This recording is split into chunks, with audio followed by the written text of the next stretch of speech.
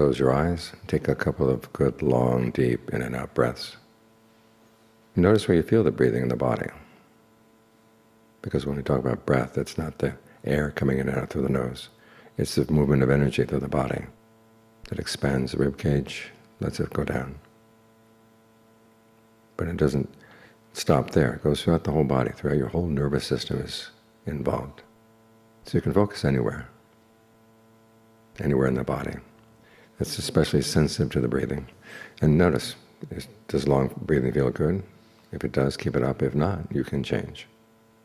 Try shorter, more shallow, or in short, out long, in long, out short, heavy, light, fast, slow.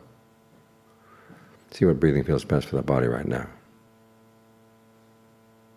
And there's no one else to tell you that you got it wrong. You decide what you like. But you also want to look for the long-term consequences. As the Buddha said, the Dhamma is nourished by commitment and reflection. So you commit yourself to doing it, and then you watch for the results. And when the results come, you ask yourself, are they up to standard or not? If they seem okay, we'll continue that way. If not, you can change. This applies for all aspects of the path.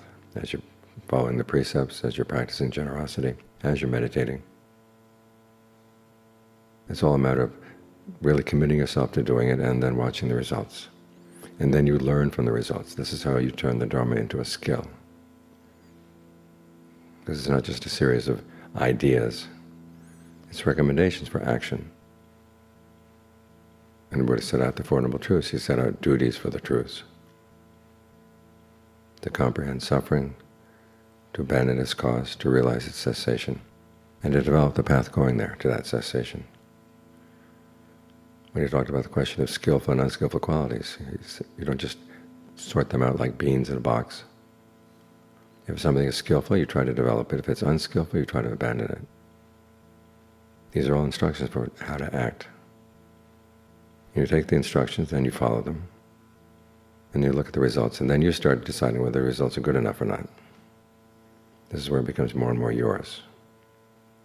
Because you are trying to develop your powers of discernment, and this is how it begins. Comparing things. Is this better than that? Is that better than this? Go for whichever seems better. And keep doing that over and over and over. And your powers of perception, your powers of discernment get more and more refined, more and more effective. So it starts with something simple like this. Which kind of breathing feels best right now? Which kind of breathing can you keep up for a long time? So the mind is happy to stay here, the body feels comfortable staying here. You're the one who has to do the action, you're the one who gets to judge the results. That's how your discernment becomes your own. You borrow the Buddha's discernment to begin with. But then as we observe our actions in this way, we become the master of the Dharma too.